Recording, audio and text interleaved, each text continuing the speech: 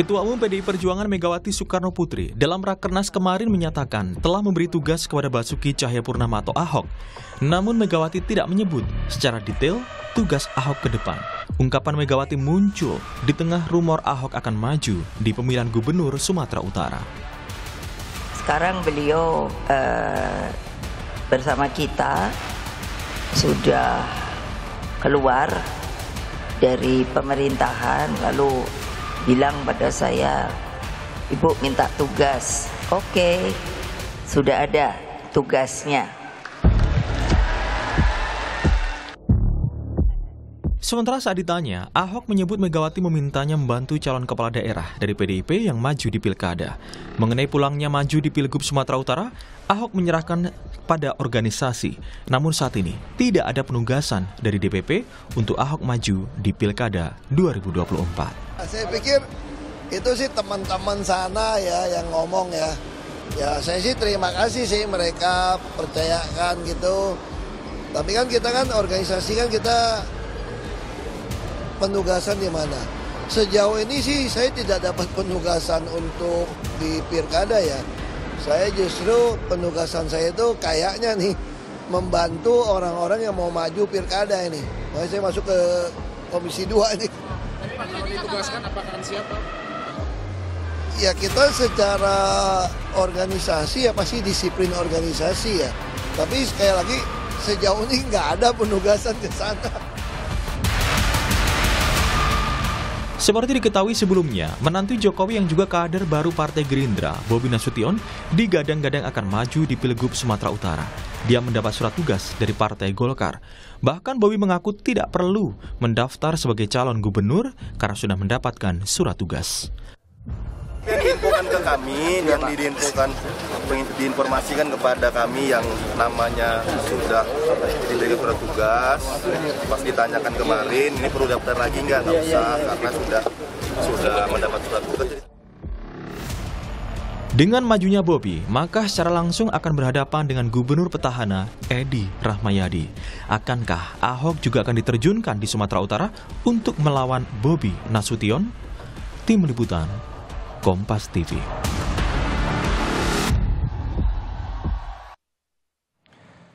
Saudara, mantan Gubernur DKI Jakarta Basuki Cahayapurnama alias Ahok mendapat tugas dari kegiatan umum di PDI Perjuangan pada Pilkada 2024. Ahok digadang-gadang akan maju di pemilihan Gubernur Sumatera Utara meski hingga kini Ahok mengakui belum mendapat tugas dan perintah dari PDI Perjuangan. Lalu benarkah Ahok akan maju di Pilgub Sumut dan melawan menantu Jokowi Bobi Nasution? Pagi ini kita akan bahas dengan sejumlah narasumber.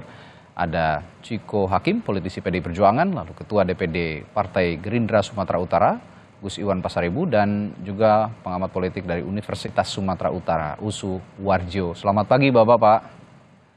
Selamat pagi. Assalamualaikum warahmatullahi wabarakatuh. Waalaikumsalam warahmatullahi Sehat alhamdulillah. Ya, Bung Ciko, kemarin udah ditanya ya sama Bu Mega ya langsung ke Pak Ahok gitu. Kan siap menerima tugas ya, siap, oke saya kasih tugas, tapi tidak secara eksplisit sebenarnya Bu Mega memberikan tugas apa, dan Pak Ahok pun bilang sepertinya sih nggak maju di Pilgub tapi mensupervisi begitu teman-teman dari PDI Perjuangan yang ingin maju di Pilkada. Jadi konkretnya bagaimana tugasnya Pak Ahok ini sebenarnya? Memang belum ada kepastian dari PDI Perjuangan untuk bukan hanya Pak Ahok tapi juga untuk calon-calon kepala daerah yang lain atau bakal calon kepala daerah yang sudah mendaftar baik itu dari luar maupun dari internal. Kami belum memberikan penugasan yang definitif bagi siapapun untuk maju di 545 pilkada seluruh Indonesia. Jadi pada prinsipnya kalau kita bicara soal PDI Perjuangan, tentunya kita tahu bahwa kader-kader di PDI Perjuangan itu tegak lurus dengan aturan-aturan organisasi, dengan apa yang menjadi keputusan organisasi, dan terakhir tentu adalah keputusan yang tertinggi dari Ketua Umum. Jadi kita masih semua menunggu. Tetapi kalau kita bicara soal yang disampaikan Pak Ahok, itu sudah pasti bahwa kalaupun Pak Ahok maju dari daerah manapun, tentu dengan pengalaman beliau dan rekam jejak beliau ketika memimpin suatu daerah dan dianggap sukses dengan tingkat kepuasan publik yang tinggi, akan menjadi manfaat bagi calon-calon kepala daerah yang berada di seluruh Indonesia. Namun kami bicara kalau soal Sumatera Utara, kami sudah melakukan banyak komunikasi dengan beberapa calon atau bakal calon, salah satunya tentu Pak Edi Rahmayadi sendiri sebagai incumbent, dan juga kalau kita bicara dari internal, banyak sekali alhamdulillah bagi PDI Perjuangan tokoh-tokoh yang berasal dari Sumut yang menjadi tokoh-tokoh nasional gitu, tetapi juga tokoh-tokoh yang bukan asal Sumatera Utara namun cukup populer dan dikenal dan juga mempunyai elektabilitas yang lumayan di Sumatera Utara seperti Pak Ahok, Pak Jarot, dan lain-lain. Jadi kita masih menunggu juga, Radi, sama-sama. Ya. Jadi masih nunggu sama-sama. Tapi kalau lihat peta politik Sumatera Utara, ini ya saya juga membaca banyak berita begitu di online maupun surat kabar maupun juga berita televisi yang lain begitu ya. Ini memang sejumlah politisi PDI Perjuangan lah boleh dibilang memang mengakui ada potensi Pak Ahok ini ke Sumatera Utara. Tapi kemarin kan juga ada Pak Edi Rahmayadi yang sudah mendaftar ke PDI Perjuangan gitu kira-kira. Ini gimana dinamikanya di Sumatera Utara sejauh ini di internal yang Anda ketahui, Bung Ciko? Ya semuanya nanti akan melalui proses penjaringan. Nah, proses penjaringan ini kan bukan masalah like or dislike. Proses penjaringan ini juga harus melalui tahapan-tahapan yang menggunakan variabel-variabel yang ilmiah. Misalnya kita bicara soal survei. Kalau kita bicara tentang Pak Edi Rahmayadi yang cukup populer juga di akar rumput PDI Perjuangan dan juga tentunya sebagai incumbent sangat dikenal dan cukup berhasil dalam memimpin Sumatera Utara. Itu juga harus ada survei nanti soal tingkat kepuasan publik atau approval rating, ya kan, kemudian survei elektabilitas. Begitu juga dengan yang sudah mendaftar calon-calon lain. Saya belum mendapatkan listnya, tetapi begitu juga apabila kita ingin dari pihak internal untuk turut maju, baik itu untuk sebagai calon gubernur atau calon wakil gubernur, semuanya harus melalui proses yang sama gitu. Tidak bisa berandai-andai atau mengira-ngira, oh kayaknya dia populer di situ, ya nggak gitu. Jadi semuanya harus melalui tahapan-tahapan karena kita dari PDI Perjuangan mempunyai target untuk menang di atas 50% dari seluruh pilkada serentak yang ada. Jadi kita betul-betul perlahan tapi sangat cermat untuk menilai dan menjaring para calon. Oke, saya ke Pak Gus Irawan. Pak Gus, kalau kemarin sudah Bobi Nasution sudah declare sebagai bagian dari Partai Gerindra begitu ya, termasuk saat ini juga ada di posisinya ada di Sumatera Utara sebagai wali kota Medan. Nah, kalau dinamika di Gerindra, kemarin rekomendasi Bobi kan saat ini masih dari Golkar, dari Gerindra sendiri bagaimana? Ya, kami ada keputusan Rakornas 7 Mei yang lalu. Itu memprioritaskan kader internal untuk maju di pemilu kada serentak ini. Lalu Bobi memang sejak awal ada di radar kami untuk menjadi seorang calon potensial gitu ya. Dan memang sejak beliau dulu kita usung bersama PDIP dan beberapa partai lain sebetulnya di wali kota Medan, komunikasi kita dengan Pak Bobi ini sangat intensif gitu ya. Dan beliau sangat aktif untuk hadir di setiap acara-acara Gerindra. Nah, minggu lalu beliau kemudian mendaftar lebih awal dulu sebagai kader, lalu kemudian lanjut mendaftar sebagai bakal calon gubernur Sumatera Utara melalui Gerindra sebagai kader sudah, sehingga sebetulnya itu sudah sebuah kendala sebagai kader itu sudah terjawab. Dan beliau menjadi salah satu calon potensial untuk kami usung nanti di Pilgubsu. Tentu nanti keputusan final adalah berada di Ketua Umum Pak Prabowo tentu saja. Kalau kemarin juga menyimak statement dari Ketua Umum Partai Golkar Pak Erlangga Hartarto, ini kayaknya prioritas untuk berbagai pilkada di daerah nanti November mendatang itu akan melanjutkan begitu skema politik yang pernah dilakukan juga di tingkat nasional dengan Koalisi Indonesia Majunya. Nah, kalau untuk di Sumatera Utara dari Gerindra sendiri, koalisi dan komunikasi yang sudah dibangun dengan partai-partai politik di Sumatera Utara dengan siapa saja sejauh ini? Ya, ada semangat bersama sebetulnya untuk terus bersama di Koalisi Indonesia Maju di setiap pemilu kada, juga yang termasuk di Sumatera Utara. Kita berkomunikasi lintas partai, meskipun tentu juga dengan partai-partai di luar Koalisi Indonesia Maju kita lakukan juga komunikasi gitu ya, karena tidak persis sebetulnya Pilpres kemarin dengan pemilu kada yang akan datang ini gitu. Tapi memang prioritasnya adalah kita lakukan komunikasi sejauh mungkin untuk berkoalisi di pemilu kada dengan mempertahankan Koalisi Indonesia Maju dengan mengajak juga partai-partai di luar koalisi. Oke. Begitu. Baik.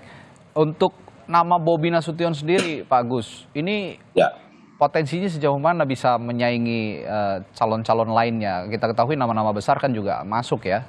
Mungkin juga nanti Pak Ahok akan masuk. Sepertinya saya juga membacanya cukup serius ini. Wacana Ahok ada di Pilkada Sumatera Utara. Belum lagi dengan incumbent Pak Edi Rahmayadi. Bagaimana potensinya sejauh ini? Sebesar apa kepercayaan diri Partai Gerindra untuk mengusung Bobi sebagai calon gubernur? Kami sebetulnya bagus ya bahwa kemudian banyak tokoh-tokoh nasional, misalnya Ahok juga katakanlah maju di Sumut. Pilihan bagi masyarakat Sumut kan menjadi lebih banyak gitu ya. Tetapi tentu kami tetap sangat percaya diri Bobi adalah salah satu calon paling potensial. Mengingat beliau sekarang sebagai wali kota Medan. Untuk diketahui Medan itu hampir 20% pemilih di Sumut itu ada di Medan. 1,8 juta gitu ya. Dan keberhasilan beliau di memimpin kota Medan itu dirasakan betul oleh masyarakat di Medan dan juga tentu secara umum di Sumatera Utara bisa dilihat gitu ya. Nah karena itu kami sangat percaya diri Pak Bobi ini akan bisa memenangkan kontestasi nanti di pemilu kada Pilgubsu yang akan datang. Dan tapi saya kira siapapun tokoh-tokoh tadi yang disebut bagus itu supaya untuk banyak pilihan bagi masyarakat di Sumatera Utara. Oke, saya ke Pak Warjo. Pak Warjo, kalau lihat nama-nama tadi ya, mungkin akan ada Ahok, akan ada Bobi Nasution, lalu juga dilanjutkan dengan Pak Edi Rahmayadi, belum lagi ada Musara Jeksah begitu yang juga punya intensi untuk maju di Pilkada Sumatera Utara. Anda melihat analisis Anda kandidat yang kuat di Pilgub Sumut kali ini, siapa saja yang paling potensial, Pak Warjo? Ya, yang pertama terima kasih atas waktu dan kesempatannya ya. Saya langsung memberikan satu perspektif. Kalau kita lihat misalnya beberapa pilkada sebelumnya, demikian juga dengan tren suara di pemilu legislatif kemarin, dan kemudian juga rekam jejak ya kepala daerah yang ada di Sumatera Utara. Maksud saya itu apakah kemudian nanti Bobi atau kemudian misalnya gubernur yang lama Pak Edi Rahmayadi misalnya, atau bahkan wakilnya Musara Jeksah. Saya kira yang paling berpeluang kalau melihat kondisi seperti ini, maka pilihan politik Gerindra dan barangkali nanti plus juga Golkar itu kepada Bobi menurut saya itu pilihan yang sangat rasional. Karena apa? Pertama, Bobi memang punya rekam jejak untuk konteks pembangunan di Kota Medan yang sekarang ini sedang dipromosikan gitu. Jadi ini mempunyai nilai lebih gitu. Yang kedua saya kira jejak pemilu legislatif yang lalu di dalam 2024 yang lalu ini kan ini kita bisa melihat bahwa elit-elit Jakarta ya baik ketua umum partai-partai pendukung pemerintahan sekarang itu kan dalam setiap kampanye selalu mengkampanyekan bahwa Bobi lah calon yang punya potensi untuk dipilih, dan perkiraan kita tepat ya, karena memang itu pilihan rasional menurut saya gitu. Dibandingkan dengan calon lain, saya kira beberapa pertimbangan penting yang harus diperhatikan bahwa sekarang ini di Sumatera Utara itu lebih daripada 50% gitu ya, hampir mencapai 60 lebih itu pemilihnya bersumber daripada pemilih pemula gitu, generasi muda. Gitu. Nah kalau kita bandingkan siapa kira-kira calon yang representasinya untuk pemilih pemula, tentu bisa dijawab dengan tegas itu adalah Bobi. Sementara Pak Edi Rahmayadi bahkan Ahok kaum mudanya itu ya, itu tidak merepresentasikan itu, dan bagi anak muda itu kan terkesan gitu ya, tidak dianggap belum bisa mengikuti perkembangan mereka. Saya kira ini kondisi penting dan itu sudah dibuktikan dengan dukungan di dalam pemilu legislatif. Jadi kalau kemudian misalnya Gerindra bahkan nanti misalnya Golkar mendukung Bobi misalnya, saya kira mereka atau partai-partai ini sangat welcoming kalau misalnya Edi Rahmayadi akan maju bersama dengan Ahok misalnya begitu ya. Karena itu akan membuka jalan kesempatan Bobi untuk menang. Gitu. Yang ketiga saya kira kalau kita lihat di dalam konteks gitu ya pilihan pemilih berdasarkan wilayah, misalnya katakanlah kita bisa lihat dulu di pemilu atau pilkada pilgubsu yang lalu 2018 itu Edi Rahmayadi banyak didukung oleh suara pemilih Islam terutama di Pantai Timur. Sementara itu di Pantai Barat itu banyak didominasi oleh Sihar ya bersama dengan Pak siapa yang dari PDIP juga yang kemarin kan ternyata suaranya kalau kita bandingkan juga Pak Edi Rahmayadi banyak didukung oleh pemilih-pemilih di Pantai Timur yang umumnya mayoritas Islam. Jadi kalau katakanlah digabungkan kembali Edi Rahmayadi dengan Ahok misalnya, yang kita tahu, ya harus kita akui bahwa pilihan politik mayoritas di Sumatera Utara tidak bisa dipisahkan dalam konteks basis beragama gitu. Jadi ini menjadi sebuah kunci. Siapapun yang melihat ini sebagai suatu potensi dan kita lihat ya beberapa wilayah misalnya siapa yang suara terbanyak itu ada di Medan tadi sebutkan Pak Agus Irawan, kemudian Deli Serdang, kemudian Binjai dan demikian juga Langkat, ditambah dengan wilayah lain itu kan mayoritas para pemilihnya itu pemilih Islam yang mereka potensi suaranya itu sangat besar sekali. Jadi sebenarnya di luar itu tentu saja akan muncul harapan masyarakat publik ya. Misalnya ada alternatif suara katakanlah calon-calon yang lebih muda dibanding yang sebutkan katakanlah di samping Bobi gitu ya.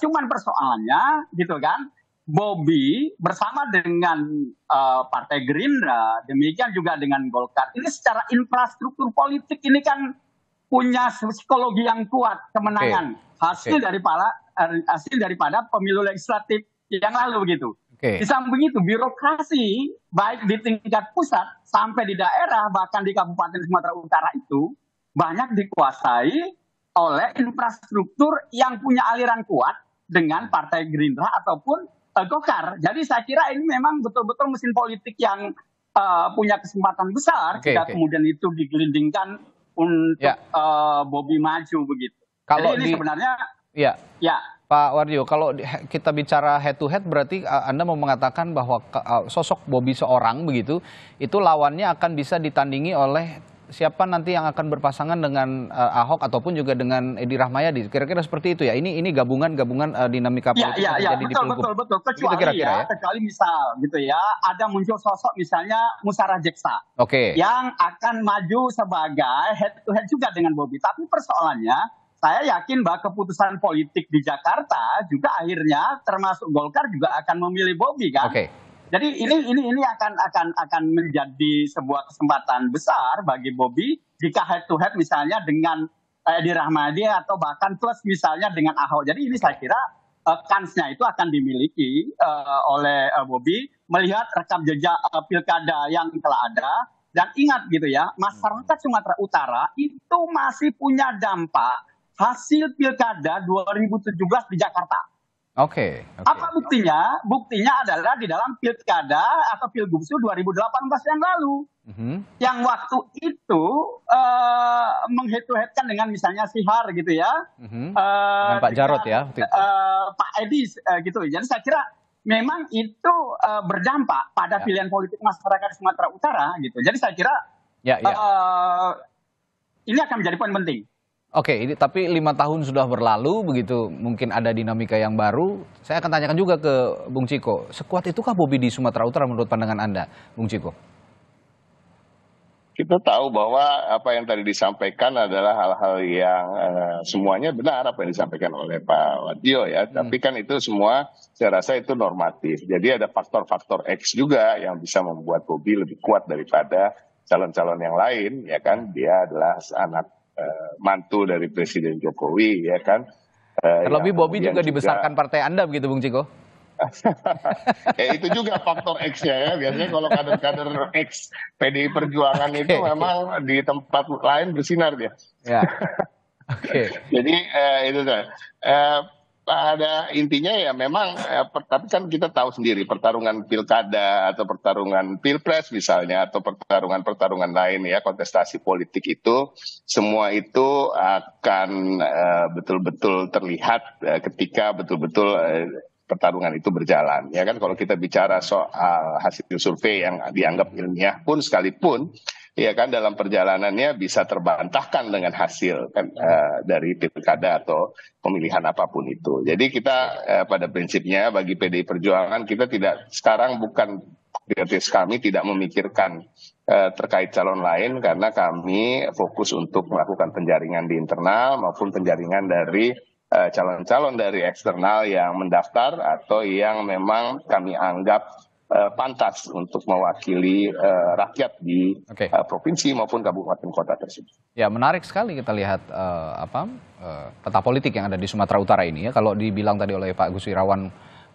kurang lebih 2 juta ya, kalau saya tidak salah tadi Pak ya, ada pemilih Sumatera itu ada di Sumatera Utara itu ada di Kota Medan, dan jika kita melihat keseluruhan dari 10.853.940 pemilih di Sumatera Utara mengacu pada pemilu 2024 kemarin tadi, kalau dilihat dari dinamika yang terjadi di Sumatera Utara yang dipaparkan Pak Warjo juga, komposisi partai ini juga sangat menentukan untuk bisa memenangkan jagoannya masing-masing di Sumatera Utara. Nah, saya akan menanyakan juga kalau begitu nanti ke Pak Gus Irawan setelah jeda, siapa kira-kira yang bisa mendampingi Bobi, siapa yang juga bisa bersanding dengan Bobi untuk menguatkan posisi Bobi di Sumatera Utara untuk konteks pilkada Sumatera Utara. Saya akan tanyakan ini ke Partai Gerindra setelah jeda di Sapa Indonesia Pagi. Tetaplah bersama kami.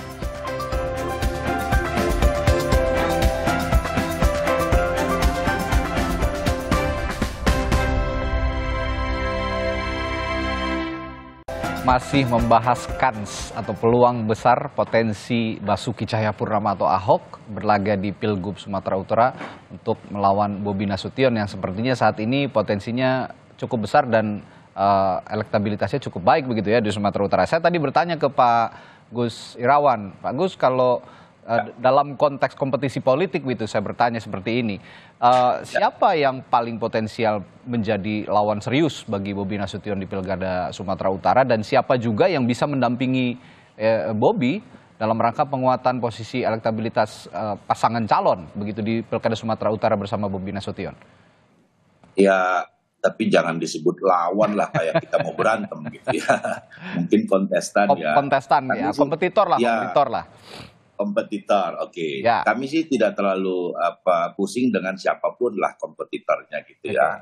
Karena kami meyakini betul Pak Bobi Nasution tadi saya kira Pak Warjo sudah menggambarkan, menambahkan apa yang saya sampaikan. Memang potensinya hari ini sangat besar gitu ya. Nah, kemudian tentu kalau untuk wakilnya pasti nanti akan kita bicarakan, tentu ya, karena kan nanti akan koalisi nih. Karena Pak Bobi sudah representasi Gerindra, ya tentu nanti kami Gerindra ikhlas untuk kemudian wakilnya adalah dari teman koalisi partai lain misalnya. Begitu. Jadi belum sampai ke sana pembicaraan, tapi pasti akan kita bicarakan di koalisi bersama tentu Pak Bobinya. Kita tentu ingin keterwakilan dari koalisi, tetapi juga yang punya chemistry yang pas, cocok dengan Pak Bobi ya sendiri kan begitu. Jadi belum sampai ke sana kita. Kalau Ahok sendiri sebagai kompetitor nanti potensinya bagaimana menurut Anda? Bagus juga Ahok, karena setahu saya istrinya yang pertama dulu itu Bu Vero ya, itu kan orang Medan, anak Medan gitu. Ada juga ininya. Ada kedekatan lah ya, ada proximity juga ya. Kedekatan. Iya, bagus juga Pak Ahok, saya kira kita sambut baik jadi kompetitor juga di sana. Atau siapapun lah, tapi Ahok saya kira punya pertalian juga dengan Medan, Sumatera Utara. Istrinya itu adalah orang Medan. Baik. Bagus. Baik. Nah, ini saya juga harus tanyakan ini ke Pak Gus Irawan soal Partai Golkar yang juga punya nama Musara Jeksah. Ini kan kalau tadi Bobi ini diusung oleh Partai Golkar sejauh ini begitu ya, tapi nama Musara Jeksah juga sepertinya menguat untuk jadi untuk dicalonkan karena ya sama-sama punya posisi yang daya tawar yang kuat untuk menjadi calon gubernur begitu. Nah, bagaimana jika memang nanti Gerindra dan Partai Golkar ini juga sepertinya tidak lagi satu iring berjalan bersama jika memang Musara Jeksa dan Bobi ini sama-sama ingin berkompetisi begitu? Ya, saya ada pembicaraan ya sesama ketua DPD provinsi, saya di Gerindra, Pak Ijek itu di Golkar. Memang kita ingin membangun komunikasi, kami sudah bicara-bicara juga untuk tetap bersama di pemilu kada gitu ya. Nah misalnya kalau di satu tempat, satu daerah itu Golkarnya lebih besar dan punya kader yang siap, mereka nomor satu, baru kami nomor dua, atau sebaliknya begitu. Jadi kami berharap tentu untuk Pilgub pun Gerindra tetap bersama Golkar, gitu loh. Jadi kami belum melihat tidak akan bersama, ya, gitu. Jadi potensinya sebetulnya kami akan bersama. Kami harapan besar juga akan bersama. Kalau bersama rasanya kita akan semakin kuat untuk kemudian berhadapan dengan kompetitor lain dari siapapun, ya, siapapun kompetitornya itu gitu. Oke. Kami belum berpikir untuk kemudian kalau tidak bersama. Oh, Mas, karena sejauh ini masih seiring jalan begitu kira-kira? Masih, Mas, akan bersama lah saya kira lah. Oke. Ini menarik, peta politiknya nanti akan dilihat karena ya saya lihat Ijek juga punya intensi untuk menjadi calon gubernur juga di Sumatera Utara. Tapi ya itu tadi dinamisme politik akan kita pantau terus, dan seperti yang dinyatakan oleh Pak Gus Irawan saat ini sih sejauh ini masih seiring sejalan gitu kira-kira. Karena Pak Ijek sendiri kan bersama Bobi mendapatkan penugasan yang sama sebetulnya. Betul. Jadi Pak Ijek melakukan itu tentu dalam rangka ada penugasan itu juga. Jadi ya benar juga apa yang dilakukan Pak Ijek gitulah. Tapi nanti saya yakin pada saat keputusan partai semua akan ikutlah menurut saya. Dan itu yang kami bicara juga. Gak lurus begitu ya dalam untuk mengikuti keputusan partai. Baik, saya ke Pak Warjo lagi. Pak Warjo, ini saya harus tanyakan karena tadi juga sempat saya singgung ke Bung Ciko ini. Posisi PDI Perjuangan. Saya agak paham kenapa wacana Ahok atau Basuki Cahayapurnama ini muncul kemudian untuk bertarung di Pilkada Sumatera Utara. Di samping juga memang ada nama Pak Edi Rahmayadi yang sudah terlebih dahulu mendaftarkan diri menjadi calon gubernur dari PDI Perjuangan. Nah, Pak Warjo, saya ingin tanyakan begini, PDI Perjuangan apakah juga punya pride gitu ya di Sumatera Utara melihat ada wacana Ahok ini masuk, mengingat ya Bobi Nasution ini juga sebelumnya juga kader PDI Perjuangan, dan PDI Perjuangan yang membuktikan bahwa tanpa keluarga Pak Jokowi pun PDIP bisa survive gitu kira-kira. Bagaimana Anda melihat atau menganalisis hal ini, Pak Warjo? Iya, yang pertama tentu kita memang harus apresiasi ya bahwa PDIP itu punya kader-kader untuk menjadi pemimpin baik di tingkat pusat ataupun termasuk di daerah, termasuk di Sumatera Utara, dan bahkan juga termasuk Ahok ya. Tetapi dalam politik, terutama di pilkada, ini kan kita harus rasional dan praktis, terutama partai-partai gitu ya. Saya melihat sayang juga, misalnya PDIP kok masih menggunakan pola yang lama gitu ya, tidak menggunakan pendekatan-pendekatan baru, misalnya mencari tokoh alternatif. Contoh misalnya, ini agak ekstrim saya bilang, misalnya katakanlah jika kemudian menarik-narik misalnya Musara Jeksa nanti gitu ya, menjadi calonnya PDIP jika kemudian tidak dipilih oleh Golkar. Tapi ini kan sesuatu yang sulit, karena apa? Memang kalau kita dari sisi rekam saja, Sumatera Utara ini kan memerlukan tokoh, terutama tokoh muda untuk pembangunan gitu. Harus kita akui bahwa sepanjang masa pembangunan di masa Edi dan termasuk juga Musara Jeksa, Sumatera Utara ini kan sebenarnya belum mendapatkan satu sentuhan ya kualitas pembangunan yang maksimal gitu dibandingkan dengan wilayah-wilayah lain di provinsi lain yang sudah maju. Oleh karena itu, psikologi orang-orang di Sumatera Utara terutama dan plus generasi mudanya yang kita tahu sebagai pemilih terbanyak itu menginginkan itu.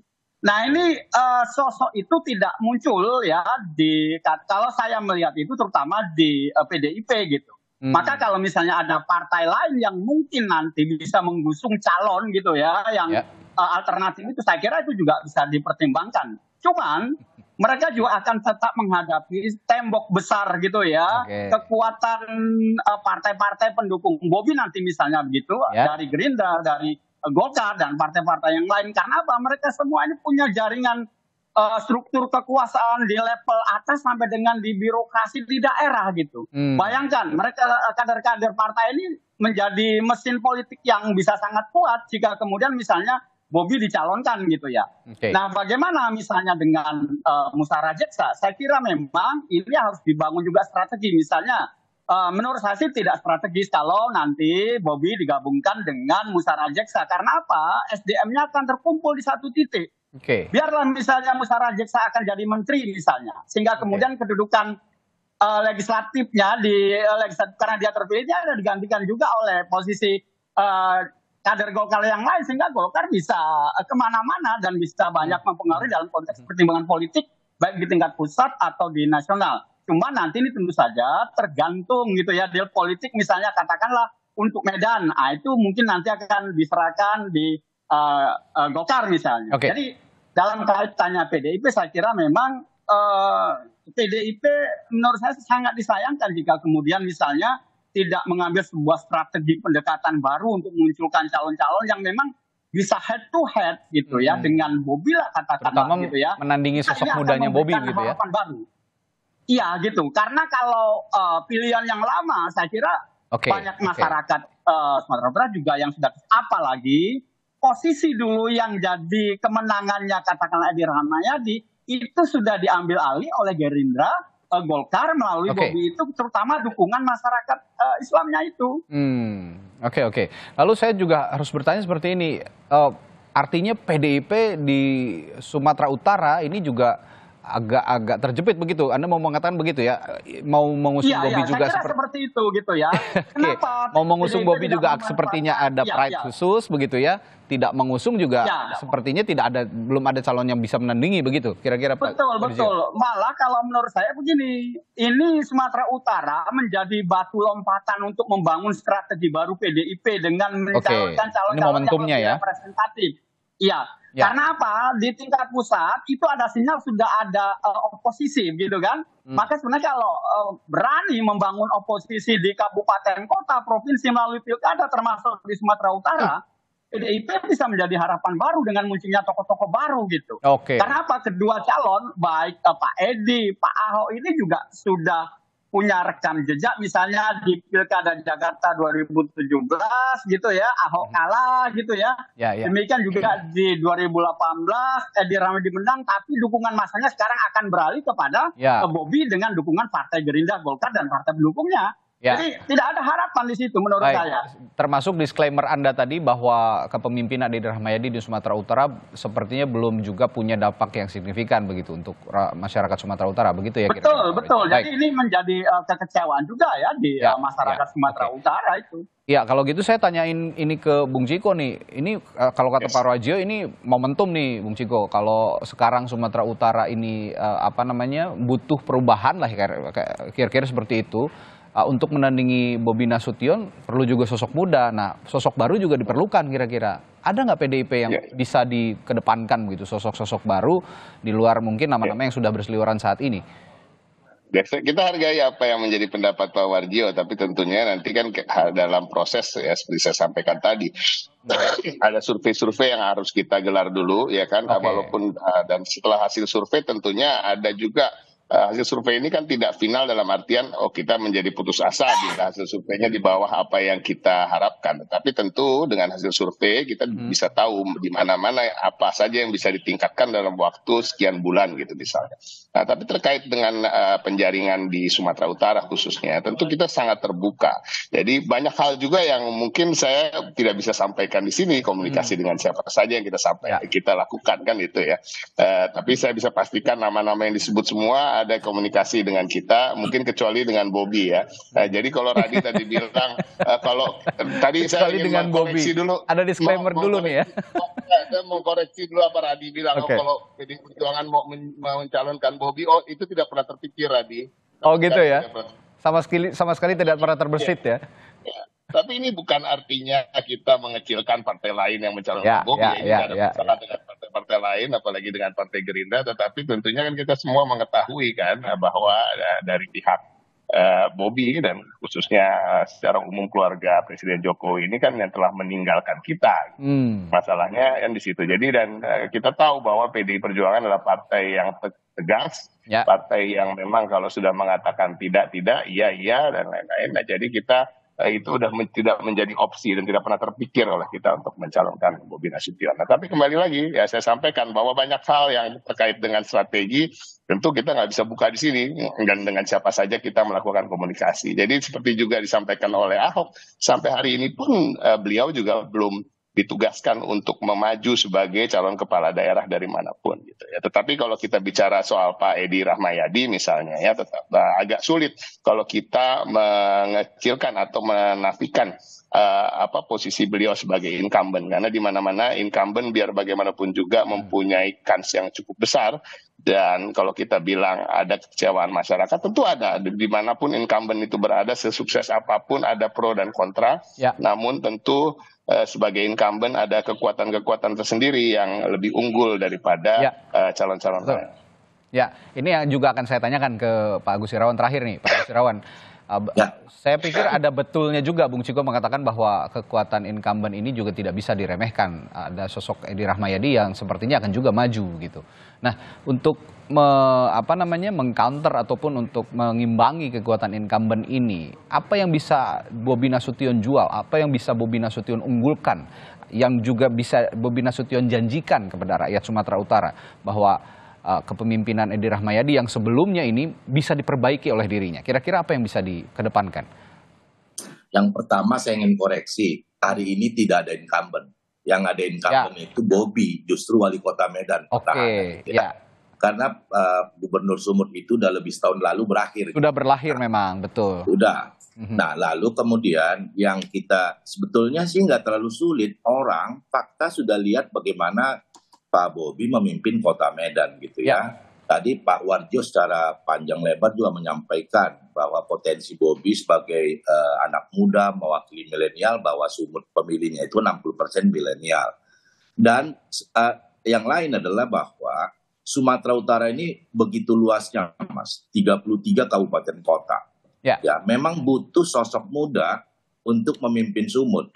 Orang muda itu kan memiliki energi besar. Sebetulnya bukan soal muda dan tua gitulah, tapi pemimpin di Sumut itu dengan wilayah yang sedemikian luas butuh energi besar untuk bisa kemudian mengelilingi melihat situasi di 33 kabupaten kota.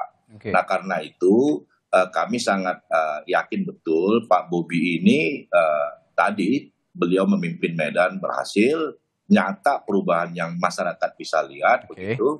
Lalu kemudian Medan itu dominasi pemilih ada di Medan. Dan tadi tentu beliau sebagai keterwakilan anak muda, pemilih di sana itu didominasi anak muda begitu. Dan karena itu kami yakin apalagi nanti kemudian kita koalisi dengan pemetaan yang disampaikan oleh Pak Mas Warjo tadi, saya kira memang potensinya sangat besar gitulah. Dan kami yakin beliau kami akan bisa membawa Bobi nanti untuk benar-benar memimpin Sumatera Utara. Baik, baik. Kalau begitu untuk Anda warga Sumatera Utara ada 10.800.000 lebih warga Sumatera Utara yang akan memilih nanti di Pilkada Sumatera Utara, bersiap untuk melihat etalase calon pemimpin yang menjadi pilihan Anda semua, sehingga nanti pilihan Anda semua ini bisa memperbaiki Sumatera Utara ke depannya yang sudah tadi dibahas bersama bahwa saat ini Sumatera Utara masih jadi PR, begitu banyak yang masih menjadi PR yang harus diperbaiki ke depannya. Terima kasih narasumber saya pagi hari ini, ada politisi PDI Perjuangan Ciko Hakim, lalu juga Ketua DPD Partai Gerindra Sumatera Utara Agus Irawan Pasaribu, serta pengamat politik dari Universitas Sumatera Utara Pak Warjo. Terima kasih Bapak-Bapak, sehat selalu. Sampai ketemu lagi ya Pak. Terima kasih, sama-sama. Sampai jumpa lagi. Sampai jumpa.